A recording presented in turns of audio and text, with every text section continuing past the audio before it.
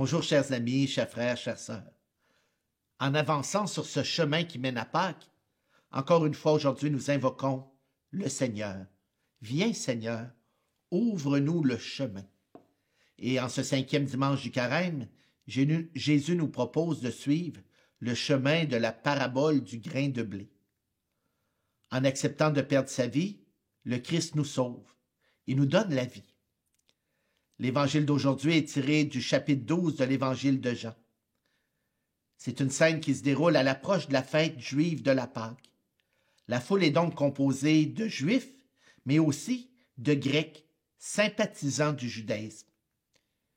Ils sont venus participer à la fête et désirent rencontrer Jésus.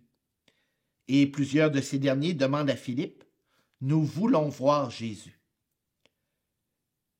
Philippe part donc dire à un autre disciple ce désir de ces Grecs de rencontrer Jésus.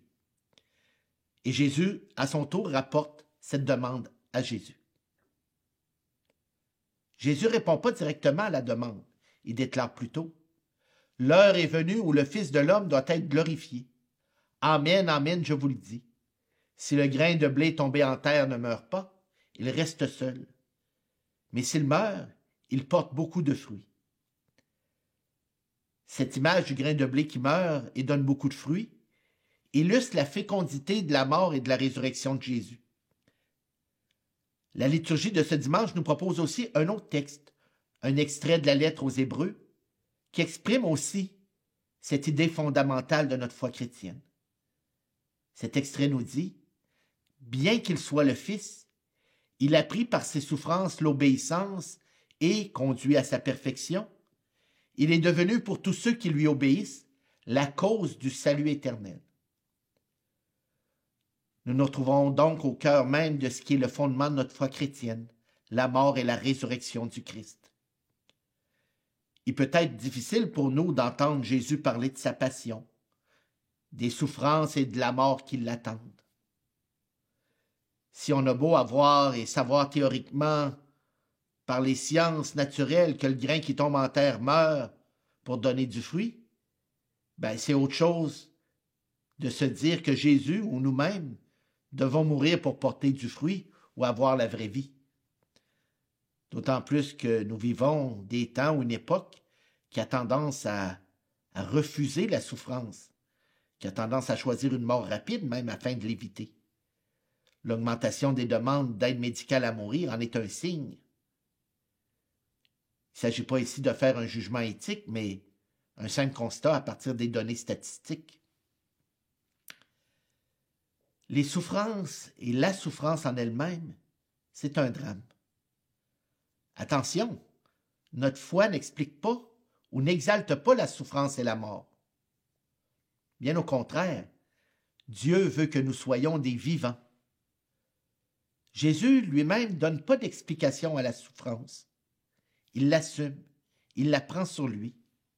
Dieu fait homme en Jésus vit la souffrance comme nous la vivons. S'il est descendu du ciel pour se retrouver comme un grain de blé tombé en terre, c'est pour être élevé, afin d'attirer tout à lui. Le Christ essaye par ses paroles de faire comprendre à ses disciples ce qui va lui arriver. Il leur révèle que sa mort est comparable au processus par lequel passe le grain de blé.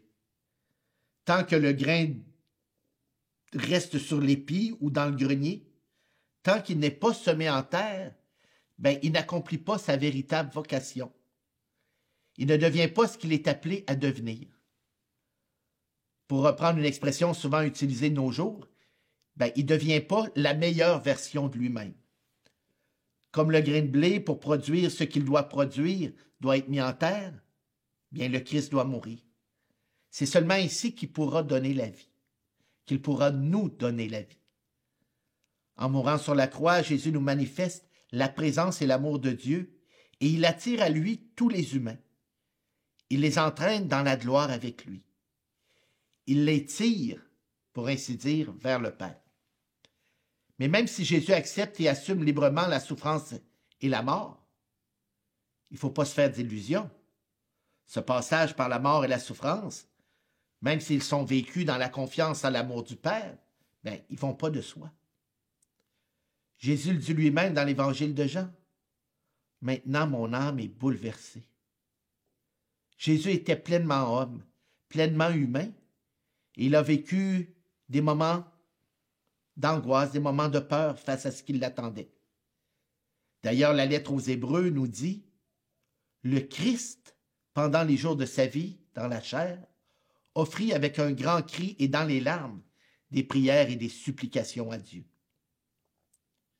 Mais Jésus accepte le chemin qui passe par la souffrance et la mort, et ce chemin devient chemin de résurrection. Depuis le début du carême, nous demandons au Seigneur qu'il nous ouvre un chemin. Nous sommes invités à vivre un parcours semblable à celui du grain de blé. Pour suivre le Christ, bien, il est inévitable que nous ayons à vivre des renoncements, pas toujours faciles. Mais les renoncements consentis sont comme des morts dans nos vies, mais ils ne nous mènent pas à l'anéantissement de nous-mêmes, mais à la vie de Dieu en Jésus par l'Esprit. Frères et sœurs, sur la croix, Jésus nous a ouvert un chemin. Par le don qu'il fait de lui-même, il trace pour nous la voie de la vie éternelle. À son invitation, suivons-le sur la route qui conduit au matin de Pâques.